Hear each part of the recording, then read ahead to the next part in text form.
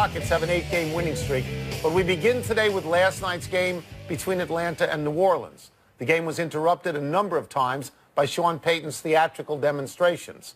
Late in the game, Payton was given an unsportsmanlike conduct penalty, which essentially ended the game because it gave the Falcons a first down. Unbelievable. Wilbon, should we blame Sean Payton's erratic behavior for the Saints' loss? In part, the only chance you have is to let this play out, stop them on downs, get a punt, even if it's only 20 seconds or so. You have Drew Brees. You have a Hall of Fame quarterback who works miracles. This is who you got. Who, on the last pass that he threw it into the end zone and it was intercepted. It was. Just to set the record straight. But okay, well, that happens. Interceptions happen. But you took the game away from your players with some egomaniacal thing. And the Atlanta coach did something unbelievably crazy earlier when he didn't march the Saints back to have a third and, I don't know, double-digit number and perhaps even face a 52-yard field goal or, you know, you got a third down again repeated after a penalty. Yeah. But, my God, what are coaches doing in the NFL? It's interesting because I think a lot of people are being critical of Sean Payton for going for it on the 4th and 1. I'm not being critical when he can of that. kick a field goal and tie the game and go to overtime, maybe. I thought it was great. Yeah, I thought he went for the knockout. I thought he said, you know what, we're going to get rid of Atlanta in this division race. Yes. We're going to get rid of Atlanta from the playoffs, and we're going to try to win. So I have no problem with that. I thought one of the things that really lost them the game was when Kamara went out so early. Okay, but they were in the game. Okay, but they can win the game. But you go back to a default position that we've seen for the last 5 or 6 years where it's Brees throwing on almost every down because they've remade themselves with Ingram and Kamara. As we point out. Kamara not the only running back. No, I know, but the tandem with Ingram works best. It does work best, but you know you can't have best all the time. You don't get best case scenario. You've got a possibility to win the game, and you, the egomaniacal head coach, and now I'm back to ripping Sean Payton. You're back. You sabotage right for about a week. Yeah, a minute and a half. You sabotage your team's last chance to win the game. I'm not saying they would have won the game. I thought they went down in the end zone. I thought in the end zone. So you don't want the chance with Drew Brees? No, sure, 20 seconds but I'm just saying I thought that was the effect. I thought that was the position.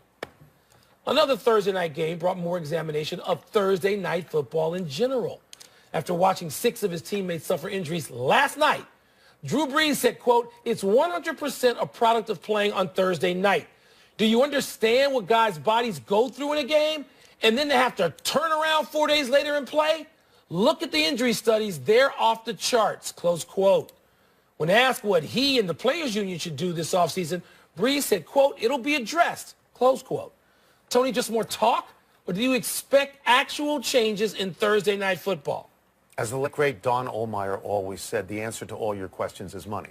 If the players are willing to take less money to not play Thursday night, that's movement. If the owners look at Thursday night and say, you know what, that is detracting from our ratings on Sunday, that this is just, it's just not helping us, it's hurting us, that's movement. Now, you can say, and the smart thing the owners would say then is, we're doing this for player safety. That wouldn't be true. What would be true is that they would think there's more money to be gained by dumping Thursday night. You would think. Tony, there are 3 issues here. One of them is the glut of games, which just sort of, fractures the overall audience. I think Friday night would be better than Thursday night. You don't need Friday night. You can't do Friday night. Well, they're not doing it. Legislatively, you can't. Yeah, because you got high school games. It's laws on the books. Okay, but you also have the health issue. All right? So health suffers with Thursday night, which is what Drew Brees is saying, and he's right. There's no arguing it. Well, I'm going to argue it. Okay, there's no argument. No, wait. So I'll let you finish. Then you have the product, which suffers on Thursday night because it stinks. I agree. And then you have the ratings. Tony, they've given up. They created the greatest lane in entertainment and sports in America. And then they got outside the lane. So go back to Sundays and do what you did well. And what you say is probably true. But, and here is the but, nobody ever complains about playing on Thanksgiving, which the last time I looked was a Thursday. One-off. Okay. 6 of the 32 teams play. Detroit and Dallas play all the time. Are the injuries higher than? I don't think they are. This is Thanksgiving. That's one day. But you're saying that every Thursday leads to more injuries. Yes, it does. But if it doesn't lead to more injuries on Thanksgiving, then why should I believe the other? Because it's a one-off. 1 is not the same as 18. I know you're not a math major, but you know that. Everybody plays once. Everybody plays once. Everybody plays once except a couple that play I would get rid of it because I think your monster games are late Sunday afternoon and Sunday night. I would get rid of it. Bolster Sunday again. Make Sunday special. Make Sunday great again. You do that. Do you want a red hat? Yeah. Shohei Ohtani I hope I pronounced that correctly, has accepted a rose from the California Angels. So the Japanese Babe Ruth will be paired with the best player in major leagues, Mike Trout. Ohtani turned down 6 other finalists, the Cubs, the Dodgers, the Giants, the Rangers, the Mariners, and the Padres to sign with the Angels, who now lose more games than they win and have been to the playoffs only once since 2009. Wilbon, is this an exciting landing spot? No more, no less than many of those other places would have been. No more, no less. I mean, the California Angels, there's a certain glamour because it's Southern California. But in those other spots with a great, I mean, if he'd gone to the Dodgers or the Giants or the Cubs. Dodgers also still in Southern California. Yeah. Like when you go to Los Angeles to play, you don't go to play for the Angels. Well, maybe you go to play for the Trout Dodgers. Goes to play for the Angels. You go to play for the Dodgers. It's a beautiful ballpark, too. It's in a beautiful location. The Dodgers, thank you.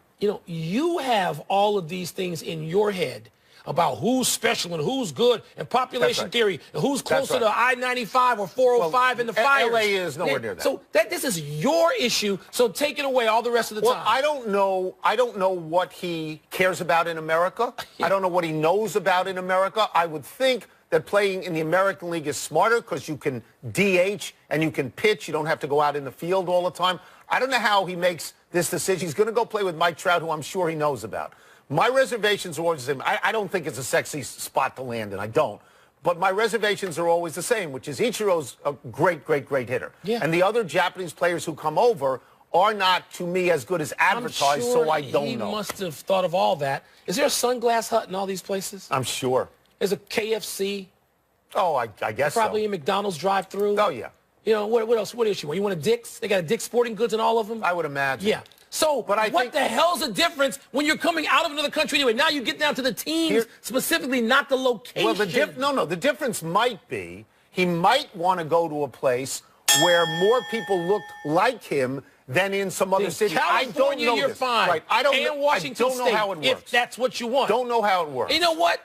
It doesn't matter. He's going to play with Mike Trout. That's right. We're going to watch him. But they lose. But they're not on TV in Southern California. They're on TV, Mike, but they're not a big-time. They have no pulse in the last few years, even with Mike Trout. They have no pulse. Okay, I'll grant you that. Now they got a pulse because you're paying attention. You're talking about the Los Angeles Angels. Say it, Los Angeles. California Angels. Meanwhile, one of Major League Baseball's proven bankable stars, Giancarlo Stanton, he's in limbo. Because he has a no-trade clause in his contract, Stanton is still able to refuse proposed deals to the Cardinals and Giants. Sirius radio host Craig Mish reports that Stanton has said he would waive his no trade for the Dodgers, Yankees, Cubs, or Astros. The Marlins already shipped Stanton's buddy D. Gordon to Seattle and appear ready to deconstruct the whole team around Stanton if he doesn't accept what it wants, Derek Jeter. Tony, who's being most unreasonable in this situation? Well, if I have this correct, Derek Jeter has threatened him by saying, if you don't help us out with this, you'll stay here. We will put essentially minor leaguers around you. That's what will happen. Let me go over the salient fact here. Does he have a no-trade clause? Yes. Did the team give it to him? Yes. So if he's exercising the clause that he has... And did Derek Jeter inherit it? Then yes, fairly, legally. So that is being reasonable. This is a salary dump. Just trade him. Just get rid. That's what you want to do. You know, my greater question here is, what? Who bought this team? Why did the Major League Baseball people allow somebody to buy a team who is going to be worse to this team than the previous owner? Why would you do that? Say follow the money. Why they have the money. Why would you do Jeter and his group has the money. But don't treat Giancarlo Stanton as if you're just giving him a gift basket on the way out of the secure garage. What money do they have if they're stripping the team? Where's their money? Tony, they can do what they want to do. Why don't you sell it to Steve Ballmer, who's throwing around money all over the place? Okay, different sport, different situation. But Jeter, we knew already there were hints that he wanted to treat it this way when he came in. If you're Stanton, by the way, he asked for a no trade, which means he either wanted to stay in Florida or at least exercise control over his own career. Probably both. So I disagree, by the way, with the premise that he's necessarily bankable. Nobody goes to watch that team. Well, he's bankable somewhere else. Yes. Yeah, somewhere else. He's bankable in all those other places. Where there are fans. Yeah. Yes, where there are fans. So Giants or Cardinals, you think he'll break down and say yes to one of those deals? No. You don't think he will? No. I mean, I think the smart play for Miami is to trade him out of the league and to trade him to the Astros or the Yankees. Jeter would be a hero again in New York City. If he trades Giancarlo Stanton there? You don't think he'd play well there? Yeah, I do.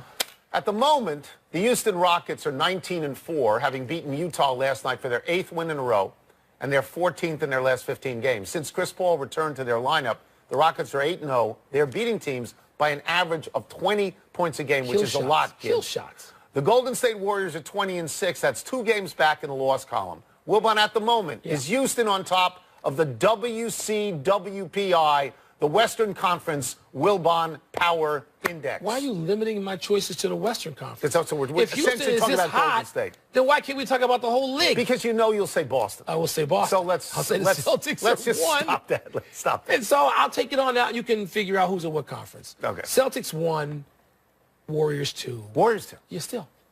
Without Steph Curry right now at the moment. Didn't they just win? They won their only game without Steph Curry. So they you beat think Charlotte on the road? I think right now. You think Houston? You're going with Houston ahead of them? At this, and that's fine. I'm not going to argue. At this very moment, with Steph Curry out, I would say that Houston is better. Now, if we're going to go down the road, as we always do, when we go down the road to the playoffs, I don't want to do that. In the NBA, we project like no other sport. It's December. People are projecting on 2020 in the NBA already. I don't want to go to June. Then let's talk about Houston for a second. They're good. This thing with Chris Paul back, and the question was, because Chris played one game, he got hurt, and he had to sit out. And the question was, okay, how are he and Harden going to make this work? That was the question the night the trade was made. That was the question night early in the season started. Right. And they seemed, and listen, D'Antoni has to receive a huge amount of credit for, again, what's the toughest task? What's the task of a coach in pro basketball? To get guys to think it's okay to let you coach them, as the great Chuck Daly once said. They believe that. They're with him. This is pretty cool, isn't it? Yeah. I honestly think that Golden State is the best team in the last 15 years. I think they're better than the Miami teams. I think they're better than San Antonio. I think they play basketball. They are in tune with the way basketball is played now, better than any other team. But you're putting Houston, at least for now, you're today. giving them... I'm just saying today because Curry's out. And Green might be out. Let's take a break. Coming up, will the Rams hand the Eagles their second straight loss this weekend? And will the Browns' new general manager come through on his top priority? Finding a franchise quarterback again. They hired that guy in a hurry, didn't they? They hired him in an hour. Think they went through all the league policies before they hired him? Marginally. But I think they had him online. And I think he would take the job. Pardon the interruption is presented by Captain Morgan. Holiday like a captain. Please drink responsibly. Part of Happy Hour. And in part by Coca-Cola Zero Sugar. Real Coca-Cola taste. Zero sugar, 0 calories. That's it. For interruption, presented by Captain Morgan. Part of Happy Hour. Welcome back to the PTI Psychic Hotline, where we channel the future through Gold LeMay, and I sense our first caller. Hi, Tony and Mike. This is Jolene. I am your biggest fan. Do you see the Rams beating the Eagles this weekend? I don't. You don't? I don't. And this is a game I really want to see because these are the two best offenses in the NFC. Yeah. And I look now at Sean McVay with the Rams, and I think he's a lock for Coach of the Year with what he's done with Jared Goff. But I think Philadelphia is a more complete team. I don't see them losing 2 games in a row. And what I feel sorriest about is that the backdrop for this game and the Chargers game on Sunday, it's the terrible fires in California. It's affecting everybody's life on some level there. Yeah. You know, Tony, I'm going to disagree with you. I think the Rams will win this game. I think the Rams are as good a team as the Eagles. I think there's not much separating the Rams, the Eagles, the Vikings, and the Saints, even though they lost last night in the NFC. And the Eagles they're on the road again for a tough game. They're not so much better. They're going to go on the road and gangster people, or they would have done that in Seattle last week. Next. Hey, guys. Do you see new general manager John Dorsey landing a franchise quarterback for the Browns? Not by trade and not by free agency. They're not going to Cleveland. He's going to have to do it through the draft. He's going to have to do it through the draft. I mean, and I understand that. I don't know if there's a franchise quarterback out there right now in this draft, and that's 2 to 3 years at least down the road when you figure that stuff out. The last general manager passed on Carson Wentz, and the last general manager passed on Deshaun Watson, which is why he's the last general manager and not the current general manager. If this guy, who did bring Alex Smith to Kansas City, who's a huge upgrade over Deshaun Kaiser, or would be, if he brings somebody in, that's great. If not, I don't see Hugh Jackson lasting past next year. Well, I don't want to get to the Hugh Jackson part just yet, Tony, because Hugh Jackson, I mean, he didn't shop for the groceries. We got another guy shopping for the groceries now. That's right. And it's his job. And look, we didn't know Carson Wentz was going to be this darn good on the day or night he was selected. That's right. And he was great. He was really good, then great very early on. That's right. So maybe that can happen to the Brownies. Next. Hi, Tony. Hi, Mike. I want to know, do you guys see Jahlil Okafor becoming a star with the Nets? No. A star? No. They've been peddling this guy around the league for weeks now. He's played Almost a year. 25 minutes this year. Yeah. When Embiid is out, when he misses games, he's played 25 minutes. I hope he becomes a serviceable player. The knock on him is that he doesn't play any defense at all. But the notion that he would become a star seems fantastic to me. Okafor's my homie. I root for him. Right. But star? No, how about just becoming a really good pro for multiple seasons? Now, some of that's been beyond his control because, as you said, they haven't played him. He averaged 17 points a game as a rookie. So he can do this. He can play in this league. He can be effective. He can be a contributor, maybe to a really good team, although that is unlikely to happen in Brooklyn, though I like what they are doing in Brooklyn with the acquisition of talent. But star? When you go star. from 17 points a game to 25 not minutes in the playing. season, Take a something long happened. time to find Something stardom. happened. Next.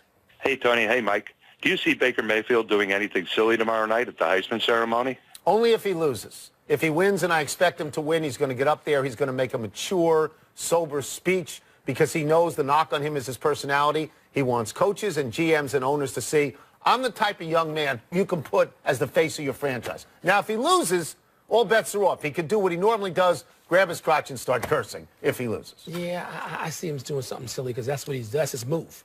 And so he wants to see that, he wants general managers and coaches to see that really tomorrow night on a stage with nobody having hit him or nobody having said anything to him. I don't think that's why. That's not your audition, son. Right. Your audition is this whole canvas out there, this litany of games you've played where you always do something insane. So he'll run up and down the stage and do something like this.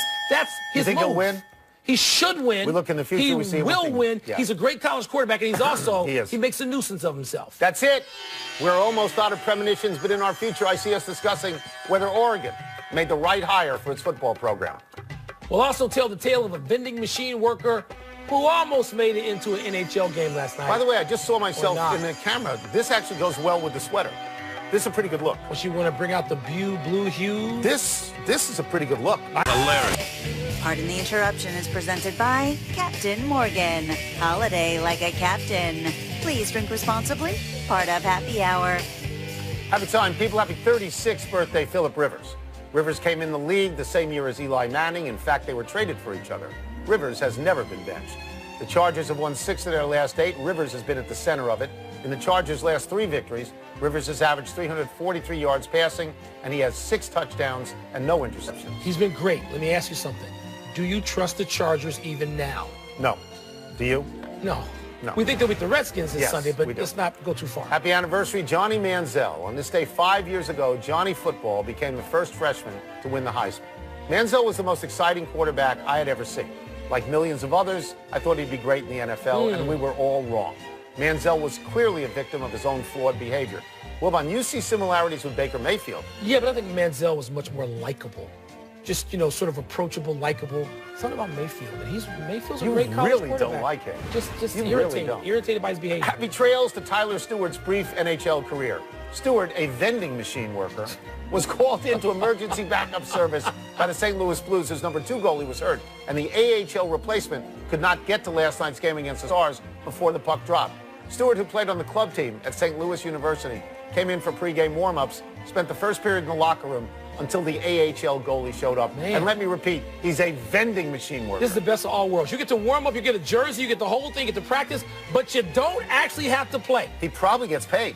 Something I mean, he should probably be must paid. have signed a contract. What a lot of stress that is. One update and one omission. The Cardinals say they're out on Giancarlo Stanton. Whoa. Since he has refused to waive his no-trade clause to St. Louis. Good. And him fan-sided there. is reported Manny Pacquiao has open talks to fight Conor McGregor in April. You excited for that? Not even a little. Told you this. I told you they're chasing the money. They're chasing the Conor McGregor money. Big finish. Let's do it. Amari Cooper practiced but is questionable for Sunday's game in Kansas City with an ankle injury. Big deal. Cooper had 11 catches for 210 yards and a couple of TDs in the first game this year between those two. Oregon promoted Mario Cristobal to be their new head coach.